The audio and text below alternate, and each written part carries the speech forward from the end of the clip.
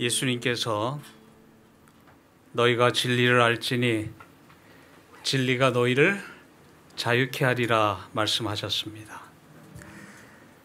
근데 그 진리라는 게 좀 추상적인 의미죠. 한자권에서는 도라고 번역을 했고 우리나라 말로는 길이죠. 진리.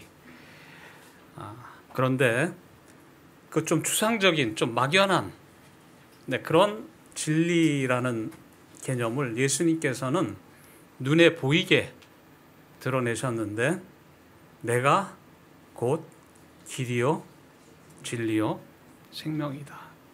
예수님의 삶이, 예수님의 말씀이 진리라고. 그럼 뭐나 똑같아요. 초콜릿이 맛있어. 한 번도 먹어보지 않은 초콜릿을 한 번도 먹어보지 않은 사람들에게 초콜릿이 뭐라는 것을 설명해서 그 맛을 깨우치게 할 수 있을까요? 근데 내가 먹고 맛있었던 초콜릿을 한번 나눠 먹으면 그때 우리 같이 먹었던 그 초콜릿, 그게 진리죠. 예수님이 지금 내가 곧 길이요 진리요 생명이라고 말씀하실 때 바로 진리가 눈에 보이고 만져지고 체험할 수 있게 된 것입니다. 오늘 이 시간에는 예수님의 진리를 고백하는 교회가 이 코로나 팬데믹 시대에 어떤 모습으로 우리의 진리를 다른 사람들에게 체험케 해야 될지를 좀 살펴보도록 하겠습니다. 워터 브로그만이라는 학자가 믿음으로 우리를 향하게 하는 바이러스라는 책을 발표했습니다. 이 책은 주로 에레미야 31장에 초점을 맞추고 있는 책입니다. 전혀 이스라엘아, 내가 다시 너를 세우리니 내가 세움을 입을 것이요 내가 다시 속으로 너를 장식하고 즐거운 무리처럼 춤추며 나올 것이며, 에레미야 선지자는 국가적인 재난에 직면한 하나님의 백성들에게 재난을 보지 말고 그 재난을 허락하시는 하나님의 뜻을 믿음으로 바라보라고 이야기합니다. 다시 춤추기 시작할 때까지, 다시 말하면 재난을 극복하고 회복하고, 그래서 다시 하나님 앞에 정상적으로 나아갈 수 있을 때까지 하나님의 신실한 목적을 발견할 뿐만 아니라 하나님과 견고한 유대가 흔들려서는 안 된다는 것이 바로 에레미야 선지자의 기별인 것입니다. 기나긴 코로나 바이러스 창궐 속에 하나님은 우리에게 원하시는 것이 무엇일까? 이런 일을 허락하시는 하나님의 신실한 목적은 무엇일까? 나에게, 우리 가족에게, 우리 교회에게 바로 그런 질문을 던지는 것이 필요한 것입니다. 온 세상이 감염되는 팬데믹 상황은 역사 속에서 사실 반복되어 왔습니다. 우리가 여러 재림의 징조들을 살필 때 항상 그런 징조들이 역사 속에서 어떻게 일어났었고, 그럴 때마다 하나님의 백성들은 그런 징조들 앞에서 어떤 삶을 살았는지를 한번 추적해 보는 것은 오늘 우리에게 매우 의미 있을 거라고 생각합니다. 우리는 교회 역사 속에서 교회가 그런 일들에 어떻게 대처했는지 잠시 살펴보겠습니다. 전염병의 역사를 살펴보면은 기원전 430년에 아테네 장티푸스 역병이 발생했는데 무려 전 인구의 4분의 1이 사망했습니다. 로마 역병, 우리가 오늘 좀 관심 기울이려고 하는 것은 로마 역병인데요. 기원전 예수님이 탄생하기 387년 이후에 11번의 큰 전염병이 있었어요. 작고 그런 전염병은 굉장히 셀 수 없이 많았지만 아주 큰 거. 그 중에 65년 1세기의 첫 역병은 가을에 약 3만 명이 사망했습니다. 79년에는 이렇게 해서 몇만 명 단위에서 몇백 명 단위로 가더니 몇 천만 명이 사망하는, 그것도 1년이 아니고 어떤 건 20년, 30년 걸쳐서 병이 끝이 안 나는 것입니다. 특히 3세기 중반의 키프로스 역병은 20년 동안에 2천만 명이 사망했습니다. 로마 제국은 어떻게 대응했을까? 이 알렉산드리아, 아프리카 북쪽에 있었던 교회의 주교였던 디오니시오스가 이렇게 증언했습니다. 이교도들은 질병이 처음 발생하자 아픈 자들을 내쫓았고 가장 가까운 자부터 도망쳤으며 병자가 죽기 전에 거리에 내다버리고 매장하지 않은 시신을 흙처럼 취급했다. 역사 기록을 보면 전염병이 창궐을 하면 이교 사제들과 황실에 있는 사람들과 고위 관리들은 다 산으로 도망갔습니다. 과학적인 지식은 없지만 몰려 살면 죽는다는 걸 알기 때문에 도망간 것이죠. 더 심각한 문제는 경제적으로 정치적인 위기가 오니까 기독교인 때문에 이 이방 신들이 노해서 전염병이 생겼다는 가짜 뉴스가 범람하기 시작했습니다. 특별히 스토아 철학의 신봉자로 알려졌던 아우렐리우스 황제는 이 이교도의 가짜 뉴스들을 활용해서 기독교인들을 핍박하기 시작합니다. 그래야 이 국가가 무엇을 하느냐는 불평을 회피할 수 있기 때문에 그렇습니다. 정말 무자비할 정도로 그 표현 외에 다른 표현을 찾을 수 없을 정도로 무자비하게 기독교인들은 이렇게 학살하는 것입니다. 그리고 기독교인이 없어져야 신의 분노가 진정돼서 전염병이 그친다는 논리가 작동하니까 기독교인을 죽이는 일에 죄책감을 전혀 느끼지 않고 하니까 더 잔인해지는 것입니다. 그런데 이런 와중에서도 이 심지어 아우렐리우스 황제까지도 전염병에 사망하고 그 후계자들도 2명이나 전염병에 사망했습니다.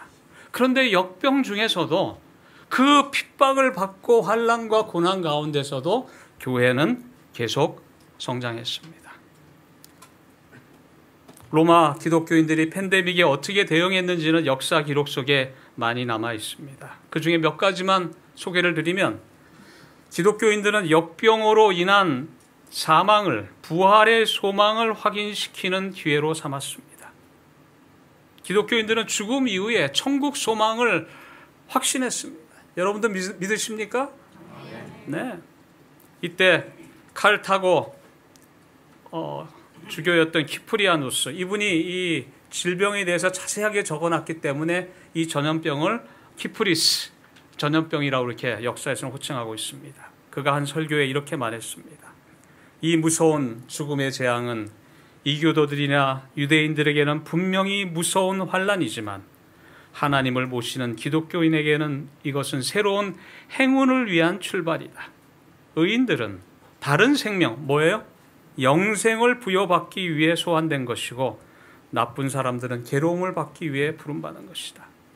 전염병이 창궐하는데 기독교인들은 두려워하지 않고 심지어 전염병으로 죽는 교인의 죽음 앞에서도 두려워하지 않는 모습에 그들이 왜 너희는 두려워하지 않아? 하니까 그것을 부활의 소망을 고백하는 기회로 삼았단 말이에요. 우리는 죽어도 다시 산다고 믿어. 그걸 어떻게 믿을 수 있어? 그러면 이제 예수님에 대한 복음이 전달되기 시작하는 것이죠. 두 번째로 기독교인들은 역병으로 고통당하는 이웃들에게 간호봉사를 실천했습니다. 2세기 역병으로 로마 제국 인구의 최저치 한 25%에서 30% 이상이 전염병으로 사망하는 가운데 기독교인들은 병자를 돌보고 간호봉사하는 일에 최선을 다했습니다. 2세기 중엽에는 이미 기독교 공동체는 핍박을 받고 있는데도 어려운 사람을 돕는 체계를 갖고 있었어요. 누가 고난을 당한다 그러면 그것을 돕는 네트워킹, 연락망이 다 갖춰져 있었어요. 네? 어느 집에 양식이 떨어졌대, 어느 집에 불이 났대 그러면 연락만 촥 하면은 교인들이 이것저것 챙겨와서 교인, 불신자 가리지 않고 도와주는 체계가 구성이 돼 있었단 말이죠. 그래서 전염병이 생길 때 전염병에 걸려서 스스로 어찌할 수 없는, 지금 정치가들과 권력자들은 다 도망갔어요. 아무도 돌봐주지 않는 그 어려운 사람들을 기독교 공동체가 나서서 도와주기 시작했다는 것입니다. 디오니시오스가 교인에게 보낸 소실에 이런 표현을 썼습니다. 아주 감동적이에요. 우리 형제들은 대부분 자신을 아끼지 않고 오직 서로만을 생각하며 무한한 사랑과 충실함을 보여주었다. 그들은 위험을 아랑곳하지 않고 병자들을 돌보며 그들의 모든 필요에 주의를 기울여 그리스도 안에서 그들을 정성껏 보살폈다.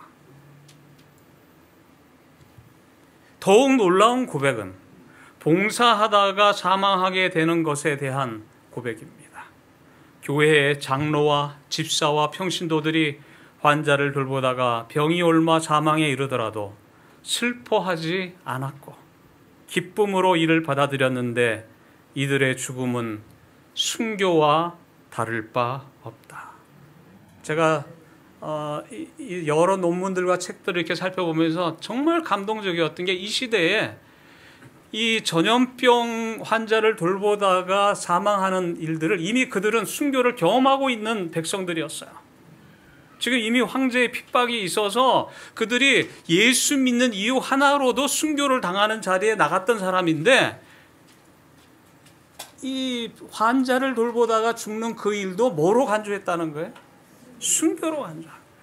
목숨 걸고 신앙하는 공동체의 놀라운 장면이 나옵니다. 여러분, 그렇다고 초대교회를 너무 이상화해서는 안 돼요. 여러분, 성경에도 나오지만 사도 바울도 바나바와 심하게 싸우는 모습 나와야 안 나와요? 선교 정책을 두고 심하게 싸워서 갈라지기도 하고 문제가 많았어요. 사람이 사는, 죄인이 사는 곳이기 때문에 초기 교회도 진리대로 사는 교회고 진리를 위해 목숨 거는 교회지만 문제는 많이 있었어요. 그럼에도 불구하고 그들이 목숨 걸고 신앙하면서 그들이 믿는 바를 실천하려고 노력하고 살았다는 것이에요. 예수 믿는 모습이 어떤 모습인지 보여주고 살았다는 것입니다. 기독교인들은 역병이 닥쳤을 때 삶을 재정비했다는 기록들이 많이 나옵니다. 역병이 창궐할 당시 기독교인들은 이교도와 달리 자신의 영혼을 죽이는 우상 숭배에서 떠났습니다. 남녀 혼탕 목욕탕에 가지 않았어요. 거기에 어떤 성적인 타락이 있기 때문에. 원형 경기장에 가지 않았습니다. 너무 잔혹하기 때문에. 기독교인들은 세상의 쾌락을 모두 배설물로 여겼는데 그 이유는 그리스도를 얻기 위함이었습니다. 고난은 우리로 하여금 다시 하나님께 돌아가게 하는 계기가 된다는 것이죠. 초대교인들도 그들이 고난 가운데서 더 큰 또 사회적인 고난이 닥쳤을 때 그들의 삶을 더 하나님께 가까이 돌아가는 계기로 삼았다는 것입니다. 참으로 놀라운 것은 이런 일들 속에서 또 기독교인들의 사망률이 불신자들의 사망률보다 훨씬 더 낮았다는 것이에요. 그리고 그 환난과 고난 가운데서도 아이들이 많이 태어났어요. 더 출생률이 높았어요. 또 유아 사망률이 낮았어요. 그래서 기독교인들과 이교도 간에 또 애착 관계가 그렇게 핍박했는데 그들 때문에 전염병이 생겼다고 했는데 그렇게 말한 이교 제사장들은 다 도망가고 누가 와서 나를 돌봐요 지금? 내가 죽여야 된다고 생각했던 사람들이 나를 돌보니까 마음이 달라지기 시작한 것입니다. 호감이 생기기 시작한 것이에요. 그러면서 자기를 돌보다가 죽어도 뭐 하지 않고 원망하지 않고 또 다른 사람이 와서 나를 돌보는 거예요. 기독교인 덕분에 생존한 이교 생존자들이 속출하면서 반전이 일어났습니다. 그래서 어느 한 통계학자가 팬데믹이 일어나기 전에 그 추정되는 기독교인 인구와 로마 인구와 이후의 인구를 이렇게 통계적으로 이렇게 한 논문이 있더라고요. 거기 보니까 압도적일 정도로 기독교인 숫자가 늘어났습니다. 117만 명 정도 되던 기독교인이 300년, 약 50년 후에는 630만 명으로 증가했다는 것입니다. 로마 시대 이후에 수천만 명이 사망한 팬데믹이 속출했습니다. 6, 8세기에는 1차 패스트로 수천만 명, 또 2차 패스트에는 2,500만 명, 계속 그런 일들이 되었습니다. 그런 가운데 잠시 저희가 종교 개혁자들은 이런 전염병 시대에 어떻게 대처했을까? 1527년에 바로 종교개혁을 일으켰던 루터에게 한 지방의 목사님이 이 전염병이 일어났는데 우리가 어떻게 대처해야 됩니까? 그러자 1527년에 마틴 루터가 그런 설교를 했습니다. 치명적인 재앙으로부터 도망칠 수 있는가? 굉장히 내용이 많습니다. 근데 오늘 간략한 몇 가지 내용만 여러분에게 소개해드리겠어요. 리더의 역할을 하는 사람들, 누구예요? 목회자, 시장, 판사 혹은 의사들은 위기가 지날 때까지 공동체 안에 남아야 된다. 저는 이것을 여러분에게 반드시 그래야 된다고 설명하는 것이 아니라 이분들이 그렇게 이야기했다는 것입니다. 특별히 목회자들은 양들을 위해 목숨을 내어놓는 선한 목자와 같이 되어야만 한다. 병든 사람들을 돌아보는 것은 내가 아플 때 내가 나를 돌보아 주었다는 말씀처럼 그리스도를 돌보는 것과 같다. 그리스도께서 우리를 위해 생명을 내어주셨기에 우리도 남들을 위해 생명을 내어놓아야 한다. 바로 이 서신에 담겨있는 중요한 내용 중에 하나입니다. 요약하면 종교 개혁자들은 이런 팬데믹의 위협 속에서도 주위의 이웃을 돌아봤을 뿐만 아니라 죽음 이후에 다른 곳에 보면 누구도 이 팬데믹에서 뭐 교인이라고 사는 보장도 없고 불신자라고 더 미움받아서 죽는 거 아니야, 그런 표현도 나옵니다. 이 서신에 보면. 네. 그런 상황 속에서 우리는 죽음 이후에 영생의 소망을 제시하는 기회로 삼아야 된다. 그것을 우리의 봉사를 통해서 보여줄 수 있어야 되겠다. 그러면서 그들은 사랑을 실천했습니다. 종교개혁 시대를 넘어서 산업혁명과 근대에 이르기까지 다양한 질병으로 팬데믹, 특히 전염병은 주기적으로 일어났고 피해자 수도 지금 코로나 바이러스 사망률을 훨씬 뛰어넘죠. 콜레라 같은 거는 19세기의 가장 치명적인 질병이라 그러는데 수천만 명이 전 세계적으로 사망했습니다. 20세기 들어서 가장 전 세계적으로 치명적인 팬데믹은 스페인 독감입니다. 이름은 좀 잘못되긴 하지만 그렇게 알려져 있죠. 인플루엔자 바이러스 전염병인데 학자들 가운데 1억 명까지 사망했다. 그때는 통계가 발달하지 않았으니까. 보통 학자들은 4천에서 5천만 명이 전 세계적으로 죽었다고 생각합니다. 지금 미국의 코로나 사망자가 103만 명이에요. 근데 스페인 독감 때는 67만 명 죽었으니까 지금 미국만 이렇게 코로나 사망률이 높아요. 왜요? 마스크도 안 써도 된다고 그러고 그러고 지금도 그러니까. 근데 전 세계적으로는 스페인 이 감기 독감 때문에 사망자가 엄청나게 높았어요. 전 세계적으로. 네? 코로나 전 세계 사망자가 지난주 통계가 600만 명에 불과하거든요, 지금. 근데 5천만 명이 죽었으니까 지금보다 10배가 더 죽은 거예요. 그 당시에. 1918년에 미국 사람들도 그 당시에는 마스크를 다 썼습니다. 마스크를 안 쓰면 독일은 총사령 시켰어요. 미국에서는 감옥에 보냈습니다. 그래서 여기 미국에 여기 길에 걸어가거나 전차를 타는 사람들이 다 마스크 썼죠. 여기 제일 밑에는 일본입니다. 일본 사람들도 다 마스크를 쓰고 있었어요. 네? 모든 학교와 교회는 다 폐교됐습니다. 그래서 이 근본주의 기독교인들이 예배를 강행하다가 구속되는 그런 신문 기사가 저렇게 매일 신문에 나는 일이 계속되었습니다. 1918년에 한국에도 이 스페인 독감이 몰려왔습니다. 여러분 잘 모르셨죠? 14만 명이나 사망했습니다. 우리나라에서도 이 스페인 독감으로. 근데 아주 감동적인 선교 역사에 보면 이야기가 나옵니다. 한국 개신교 선교 초기였던 이 시기에 팬데믹으로 질병에 걸린 사람들은 버려졌습니다. 아쉬운 거는 그때까지 아직도 우리 한국 지도자들이 충분히 교육을 잘 받지 못했기 때문에 또 의학 지식이 충분치 않아서 교회들이 대부분 예배를 강행했습니다. 또 국가도 이렇게 그때까지 아직 예배를 못 드리게 금지하는 그때 일제시대였기 때문에 근데 전염병에 걸린 환자, 버려진 환자들을 기독교 선교사들이 운영하는 병원에서 치료를 받으면서 기독교에 대한 사회 인식이 변화되기 시작했다는 그런 기록들이 있습니다. 선교사들은 특별히 전염병에 감염돼서 버려진 아이들, 특히 고아가 된 아이들을 기독교 학교의 교육생으로 받아들여서 교회와 사회의 지도자로 키워냈습니다. 교회 사가 역사학자들과 선교학자들은 이 시기에 기독교 선교사들이 펼친 교육사역과 의료사역이 한국 기독교가 이렇게 확장하는 데 큰 기초가 되었다고 평가하고 있습니다. 1918년에 미국에 있던 우리 재림교회는 무슨 일이 일어났을까? 바로 이 마이클 캠벌이라고 하는 역사학자가 쓴 글을 제가 간단하게 여러분에게 소개를 드리겠습니다. 바로 이 스페인 독감 시기에 우리 재림교회 모든 교회와 학교도 국가가 강제로 문을 다 닫게 만들었습니다.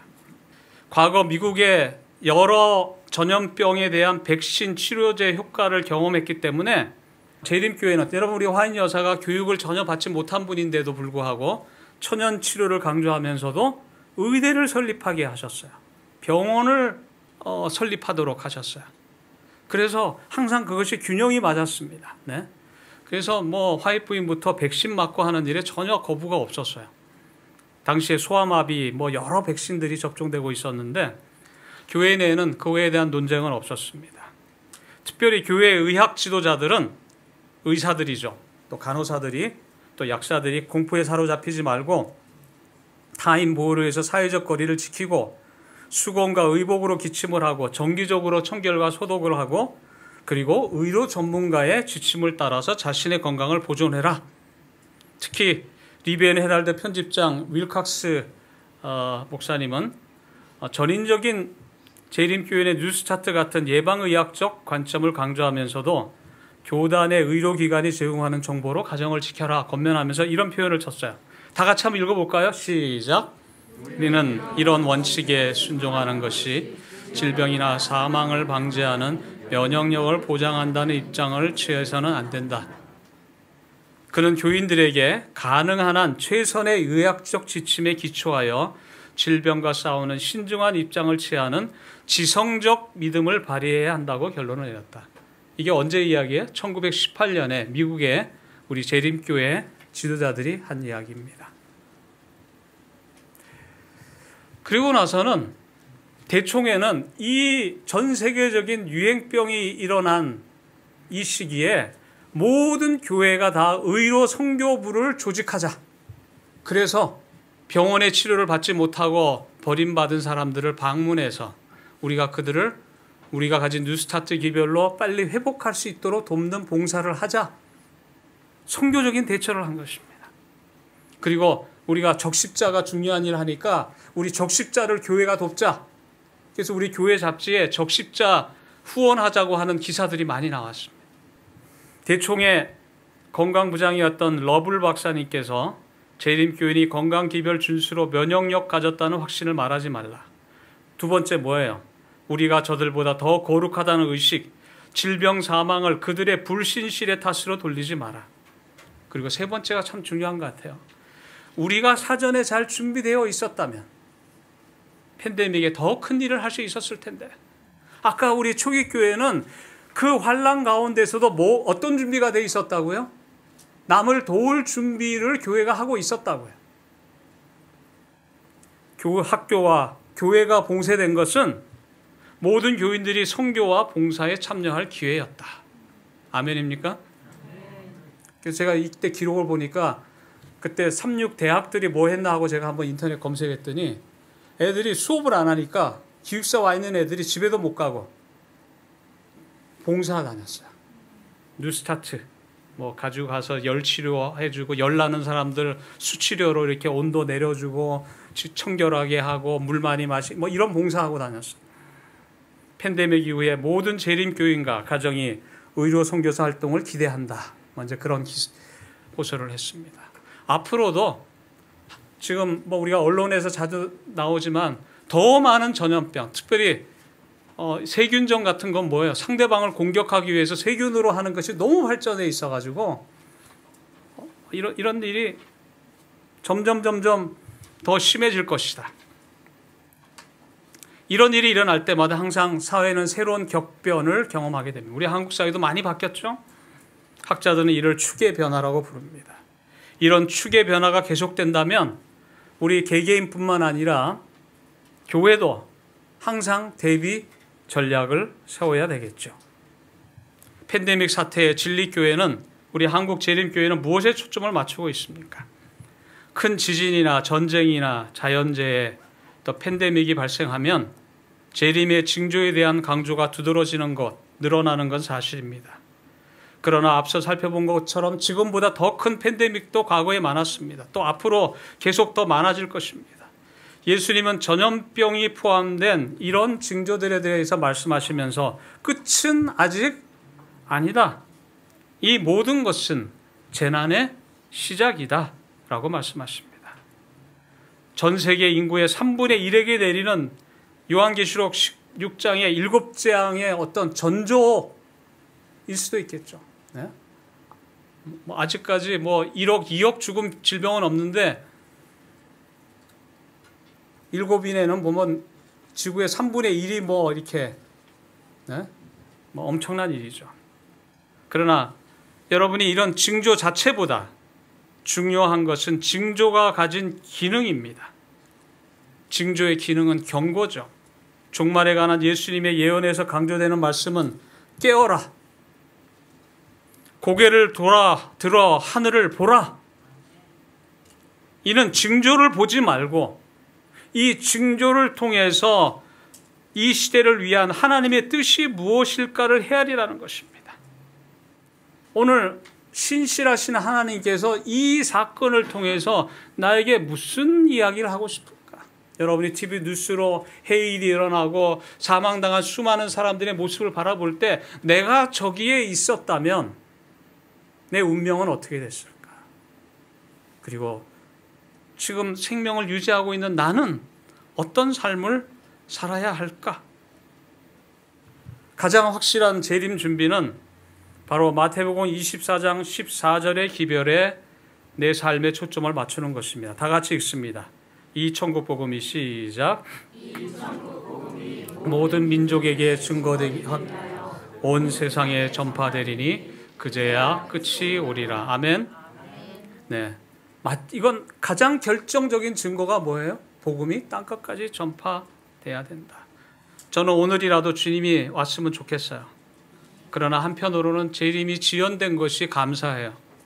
아직 복음을 온전히 영접하지 못한 가족이 있고 친구가 있고, 또 어떤 분은 예수님이 지금 오시면 안 된대요. 왜요? 아직 우리 손자가 복음을 안 받아들였다.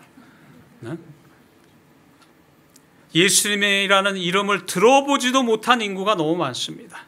모든 민족에게, 만국에 있는 모든 사람들에게 어떻게 복음을 전할 수 있을까요? 요한계시록 14장 6절부터 7절에 다른 천사가 공중에 날아가는데 땅에 거하는 자들 곧 여러 나라와 족속과 방언과 백성에게 전할 영원한 복음을 가졌더라. 저는 다음 학기에 비교 종교학이라는 과목을 학부에 있는 학생들에게 가르칩니다. 한국에서 가장 많은 종교가 불교죠. 1위 종교가 불교인데, 불교에서 기독교, 우리 교회가 아니고 기독교 전체로 개정하는 수가 굉장히 적습니다. 거의 없습니다. 심지어 학자들도 불교 신자를 기독교인으로 개종시키는 방법을 아직도 잘 모르겠다고 말하는 사람들이 많아요. 불교보다 더 전도하기 힘든 종교가 인도입니다. 인도의 힌두교예요. 힌두교회는 얼마나 막강하냐면 불교가 인도에서 태어났는데 인도에는 불교가 다 죽어버렸어요. 네, 그리고는 여러 힌두 신 중에 하나가 부처님이 돼버렸어요. 네, 그러니까 힌두교가 살아있습니다. 정말 힘든 곳이에요. 평생을 인도에서 힌두교도들을 대상으로 선교사를 했던 스탠리 존스란 분이 쓴 책이 번역이 되어 있습니다. 인도의 길을 걷고 있는 예수. 이 책에서 이렇게 질문합니다. 당신은 기독교인인가? 이 말은 뭐냐면 그냥 교회 출석하고 있는 사람이에요. 나 교회 소속된 사람. 근데 기독교적인 사람인가? 예수처럼 행동하고 생각하고 행동하는 사람인가? 그러면서 인도의 그리스도인들은 누군가 인도의 그리스도인에게 기독교적인 사람이라고 불러주면 그것을 최상의 칭찬으로 여긴다. 그리고 이 책에는 인도의 유명한 사람들이 왜 복음을 받아들이지 않는지를 설명하고 있어요. 간디는 영국에 유학 가서 학위를 따고 온 사람이에요. 교회도 출석했습니다. 성경도 다 읽었어요. 네? 예수님에 대해서 너무너무 잘 압니다. 자기는 예수님을 존경한다 그러고 예수님의 산상수훈을 너무너무 좋아한다고 고백했어요. 그런데 그가 기독교인이 아닌 이유를 이렇게 이야기했습니다. 우선 당신네 기독교인들과 선교사들을 포함한 모든 서양인들은 오늘부터 예수 그리스도처럼 살아가도록 하십시오. 당신들이 예수에 대해서는 이야기하는데 예수처럼 사는 것 같지 않아. 내가 영국 가서 보니까 또 우리나라 와서 너희 선교사들 하는 거 보니까 한 인도인이 기독교인들에게 말합니다. 당신네 기독교인들이 진정으로 예수 그리스도와 같은 삶을 살았다면 우리 힌두교인들이 기독교로 개종하는 순간은 훨씬 빨리 찾아왔을 것입니다. 이 책은 너무나 전도하기 어려운 다신교인 힌두교를 선교할 때 영적 우월 의식에서 벗어나서 겸손하라고 이야기합니다. 그리고 아주 중요한 6가지 원칙을 이 책에서는 소개하는데 제가 이 선교학 강의 시간이 아니기 때문에 다른 건 제가 생략하고 마지막 하나 소개합니다. 다 같이 읽을까요? 그리스도는 시작. 단순한 논쟁이 아닌 기독교적 경험에 의해 해석되어. 단순한 논쟁은 누가 옳으냐는 논쟁이에요. 근데 여러분 경험해봐요. 우리 어린 친구들도 여기 앞에 앉아 있는데 친구랑 말싸움을 했는데 친구가 옳아. 근데 말하는 게 배기 싫어갖고 네 말이 옳지만 네 말대로 하기가 싫어. 그런 감정 느낀 적 있어요? 네, 많아요. 네, 네가 옳아. 그런데 네가 싫어서 난 너희 교회 가기 싫어. 그런 이야기. 근데 기독교적인 경험은 뭡니까? 좋아. 난 교회 가는 게 너무너무 좋아. 난 그 사람 만나면 좋아. 행복해. 그게 경험이죠. 그렇죠? 이건 너무 의미 있어. 너무 가치 있어. 여러분, 우리 특히 우리 장년이신 손자와 자녀를 갖고 계신 우리 장년 그리스도인들은 여러분의 자녀들, 여러분 손자들이 세속적인, 너무나 세속적이고 또 포스트 모던이라는 표현을 씁니다. 네? 그런 시대에 살고 있는데 이 시대, 요즘 MZ세대라 그러죠. 그죠? MZ세대, MZ세대. 이 세대들의 특징이 뭐냐면 무엇이 옳으냐고 하는 거대 담론보다 이게 나한테 어떤 의미가 있느냐, 가치 있느냐, 나한테 좋으냐, 나쁘냐로 판단한다는 것이에요. 이 시대의 특성은 종교를 이해하려고 하지 않고 체험하기를 원합니다. 그러니까 여러분들이 신앙하는 모습이 여러분 손자가 할머니 집에 가면 할머니의 예수 믿고 사는 모습이 행복해 보이고 그렇게 살고 싶어지는 모습일 때 이 교회 출석할 수 있게 되는 것입니다. 언젠가 얘네들은 전 가기 싫어요라고 말할 때가 올 거예요. 지금은 진심인지 아닌지 아무도 몰라요. 여러분이 내 자녀들이 엄마 아빠가 예수 믿고 사는 게 안 믿고 사는 것보다 훨씬 더 나아 보이고 좋아 보이고 나도 저렇게 살았으면 좋겠어. 그게 체험이죠. 아주 오래된 기사입니다. 2014년에 제7일 안식일 예수 재림교회는 이단입니까? 이 말을 캐톨릭 신부 카톨릭 대학 교수가 한 말이에요. 그가 한 어떤 강연에 이 동영상도 인터넷에 떠 있습니다. 네, 이분이 우리 삼육대학교 미화 청소부를 직접 고용한, 그 당시에는 우리 대학만 직고용하고 있었어요. 근데 그 이야기를 이렇게 신문 기사로 이렇게 쭉 쓰면서 우리 대학은 미화부 청소부들을 집사님이라고 부르고 참 우리 삼육대학 좋은 대학이에요. 저도 대학 처음 갔는데 학기 끝날 때 이렇게 그 바닥 청소를 해주거든요. 그분들이 한 번씩 깎아주잖아요. 근데 집사람이 누구한테 들었다 그러면서 여보, 그 간호학과 어떤 교수님은 그분들이 방 청소해주면 꼭 수고했다 그러고는 목욕비를 드린대, 봉투에 담아서. 저도 그 다음부터 매년 그렇게 했어요. 근데 이분이 뭐라고 하냐면 나는 안식일 교회가 이단인지 아닌지 잘 모르고 관심도 없다. 다만 오늘날 서울에서 청소 노동자 전원을 직접 고용한 대학이 3,6대 한 곳밖에 없다면 가장 착한 교회, 착한 종교를 어디라고 할 수 있겠느냐. 우리는 이걸 별로 그렇게 의미 있다고 생각 안 해요. 남이 보고 이렇게 신문 기사에 보면 와서 우리 청소 노동자들을 취재한 기자들의 기사도 많이 떠 있어요. 제가 우리 2018년에 우리 대학에 좀 행정을 하고 있을 때 어느 대학의 미화 청소부가 밥 먹을 데가 없어가지고 여자 화장실에서 밥 먹는 사건이 한 사회 언론에 탄 적이 있어요. 근데 그때 교육부가 이제 아마 청와대에서 압력이 왔나 봐요. 직접 고용한 대학 조사해 보랬더니 5개 대학이 나왔어요. 그 중에 가장 모범적인 대학이 어디냐? 3,6대학이다. 그래서 사회부총리, 김상곤 사회부총리가 우리 대학을 방문하셨어요. 직접. 그 동영상도 여러분 유튜브에 가면 김상곤하고 3,6대학교 치면 그 영상도 떠 있습니다. 근데 그분이 오셔서 우리 미화 청소부들이 근무하는 방, 저희들이 그분들 방에 그 햇볕이 드는 그 또 온돌이 깔린 휴게 공간을 만들어 놓고 뭐 낡은 거지만 안마기도 있고 또 거기서 예배도 드리고 잠도 주무시고 하는 곳인데 이분들이 또 얼마나 저희들 없이 만났거든요. 뭐 하여튼 좋은 이야기를 많이 해주셔갖고 떠나면서 이분이 저보고 그 사회부총리께서 계속 저랑 만났으면 좋겠다고 하시면서 어떻게 이런 종교가 다 있습니까 우리나라에? 뭐 그러고 가셨어요.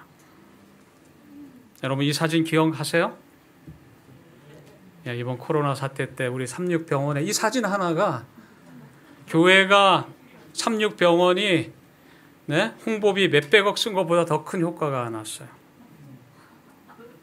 코로나에 지친 모든 국민에게 위로가 됐죠. 진리로 살아가는 삶. 대부분의 많은 사람들은 진리를 논리로 판단하지 않습니다.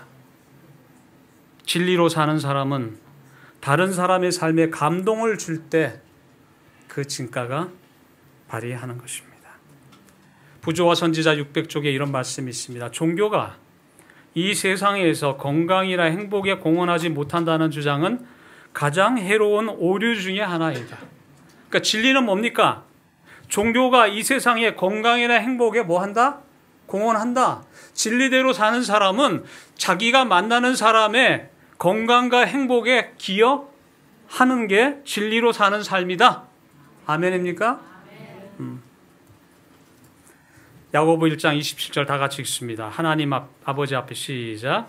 하나님 아버지 앞에서 더러움이 없는 경건은 곧 고아와 가부를 그 환난에서도 자기를 지켜 세속에 물들지 아니하는 그것이니라. 아멘.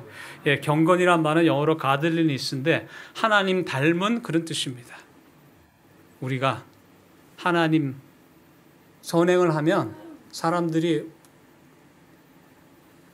여전히 갈등하고 여전히 치욕태격하는 우리의 죄인됨, 아직 변화되지 못한 우리의 모습이 아니라 우리를 붙드는 하나님의 사랑을 보게 된다는 이야기예요. 그게 경건이에요. 내가 하나님의 일을 할 때 하나님의 이름으로. 그래서 마태복음 5장 14절부터 16절에 너희는 세상의 빛이라. 마지막에 어떻게 되어 있어요? 너희 빛을 사람 앞에 비추게 하여 저희로 너희 뭘 보고? 착한 행실을 보고 하늘에 계신 너희 아버지께 영광을 돌리게 하라. 철저하게 말씀 중심의 교회. 그러면서 그 말씀을 실천하려고 애쓰는 교회. 그런 선교적인 교회를 추구하면서 세상에 빛이 되는 그런 성도의 삶 여러분 살기를 원치 않으십니까? 네. 다시 한번 여러분의 삶을 진우의 십자가 앞에 내놓으시고 부족한 나를 통해서 나를 구원하신 하나님의 사랑이 드러날 수 있도록 기도함으로, 당신을 만났더니 하나님이 보이네요. 예수님이 어떤 분인지 이제는 당신을 만나니까 알겠어. 그 축복된 고백을 듣게 되는 여러분이 되길 바라면서 말씀 마치겠습니다.